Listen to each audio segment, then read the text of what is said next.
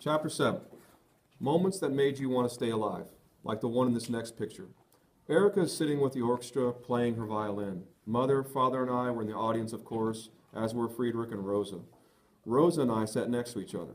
My family was so proud of Erica. At 13, she was the youngest member of the orchestra. It was an evening of Beethoven. I sat beside Rosa, madly in love, and felt the music lift me out of the ghetto, beyond its cruel walls, to a place where the spirit was pure and free. The music reminded me that beauty did exist, somewhere, and suddenly I wanted very much to survive this nightmare. Erica played, as usual, with her soul, and I knew that to her, music and life were one. After the concert, we had a little party at our apartment with extra bread Mother had managed to bring home and little vegetable patties she fried up out of leftover tops and peelings of the week's vegetables.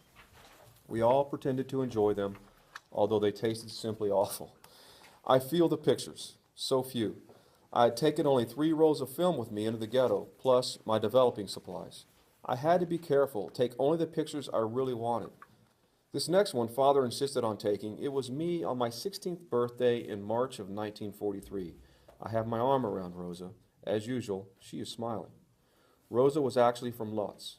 Her family had lived in a beautiful house, had been very well off. Her father had owned 3 fur stores. He had been a member of the Jewish council that was appointed when the Germans invaded Poland in September of 1939. But in November, most of the leaders were deported, her father among them. That left her mother, an older brother, Nathan, who was 20, and a younger brother, Isaac. By the time the ghetto was sealed off from the rest of the world, in April 1940, there were 160,500 people there. By 1943, there were around 80,000 of us left, the rest having died or been sent away in one of the many transports. On my 16th birthday, Rosa and I went to the little house where the library was hidden. There we met with our group, and on that day made some important decisions. Rosa began. We all know, rumor has it, that since the deportation started in 1942, those in the transports have been going to their deaths. Apparently, Mr. Stein found a letter in a pants pocket when he was sorting through the clothes sent back from a transport. The letter said that the group had been taken to Chelmno and that they were to be killed. She paused. The deportations have slowed for the moment. But what if they begin again? I think we should be prepared. I agree, I added. We should begin to think of hiding places and set up a warning system so that the group can work together to save people. Everyone liked the idea. We all felt better thinking that maybe we could do something the next time instead of sitting by helplessly. And then we had a long discussion about Palestine, a place we all hoped would become a Jewish homeland.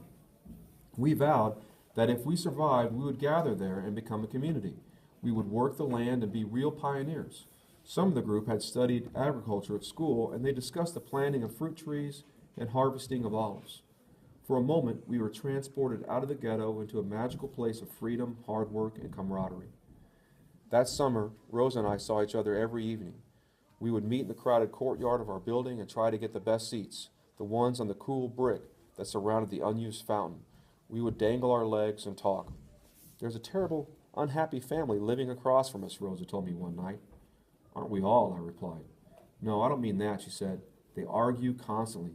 The father is horrible and greedy. He steals his children's rations. There are 2 children, a 14-year-old boy and a 15-year-old girl. The mother must be dead. The children can't stop him from stealing. Of course, they yell and scream and cry, but he doesn't care. They've started to carry their bread with him at all times because if they leave it out, he'll eat their whole week's rations in one day. But even that doesn't help. He steals from them while they are asleep, she paused. I'd like to knock his head against the wall. I grinned at her. Why don't you? She looked miserable. He's so much bigger than I am. Would you like me to do it? I was quite tall by then, around 5'11", and I would have been strong if I hadn't been so thin. She said with a wink. A knight in shining armor. The role suits you, Daniel. You were born at the wrong time. We were all born at the wrong time, I answered bitterly. Well, she said slowly, not willing to argue with me about that, perhaps we can help those kids without actually having to fight the father. How? I asked. She thought for a moment. She looked beautiful when she was thinking. I wanted to take her in my arms and kiss her. We rarely got a chance to kiss, though. We were never alone. When there are 3, 4, 5 people to a room, where can you find privacy? You can't. Sometimes we could stand in the hallway of her apartment and steal a kiss if no one was coming or going. Still, I was thankful that we had each other. I couldn't believe it when I realized that she liked me too. She made it quite obvious. One night after I walked her home, she threw her arms around me and kissed me. I didn't kiss her back because I was so shocked.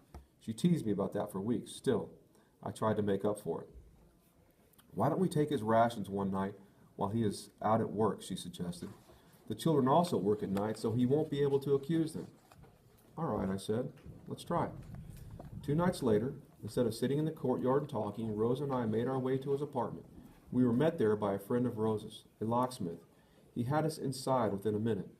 Of course, we didn't know whose rations were whose, but we figured the bread had to be his as the children carried theirs with them. So we took the bread and left a note. Every time you take food from your children, we will find a way to take yours. We signed it, the Avengers. The next night, Rosa and I met again. Well, I asked her. Oh, the yelling and the screaming were terrible, she reported. But since he left with the children and returned with him, he knew it couldn't be them. He threatened to go to the police to report the break-in, but the children reminded him that they would have to report his thefts then.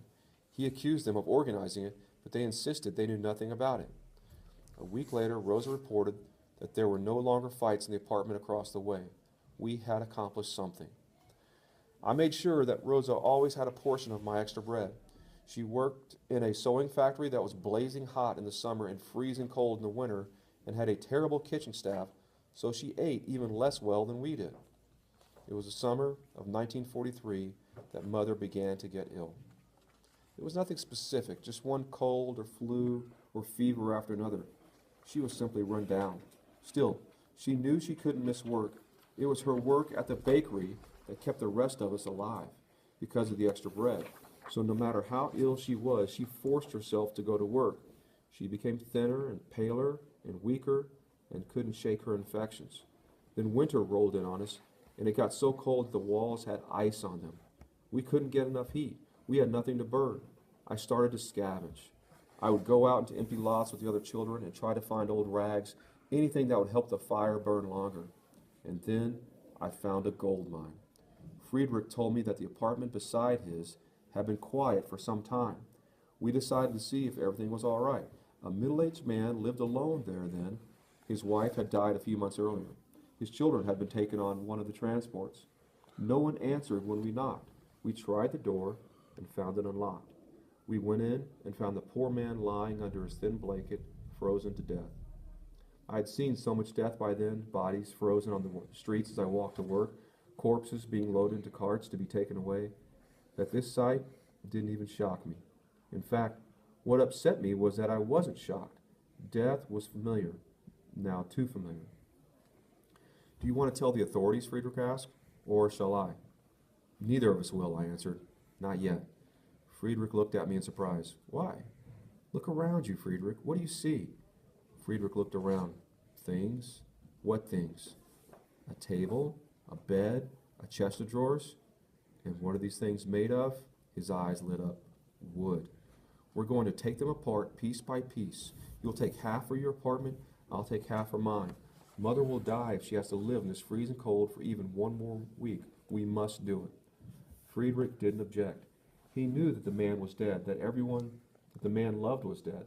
The materials would only go to the authorities, who would hand them out to the police and those who ruled over us in the ghetto. Still, if we were caught, we'd be jailed, possibly even hanged. I fetched some of my father's tools, and as quietly as we could, we transferred the materials. Rosa and Erica kept watch for us, because if anyone in the building found out about the apartment, it would have been stripped in minutes. Rosa and I managed to smuggle some wood back to her apartment as well. The father kept the ice off our walls and kept Mother's illness from turning into pneumonia. Food supplies became even worse that winter. Vegetables became scarce, and on some days, we had only bread and soup with a few turnips in it.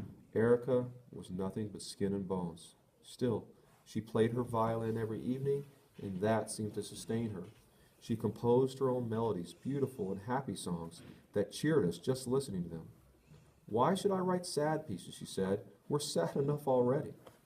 In March of 1944, it was announced that all musical instruments had to be handed in. Father, once again, valuing the soul and how to nurture it, refused to allow Erica to hand hers in. We reported it lost and then hid it in the cupboard along with the radio. She could no longer play, though, and that was terrible for her. After that, I noticed a definite decline in her health. I knew that if rescue and the war's end didn't come soon, she and Mother would die with or without the transports.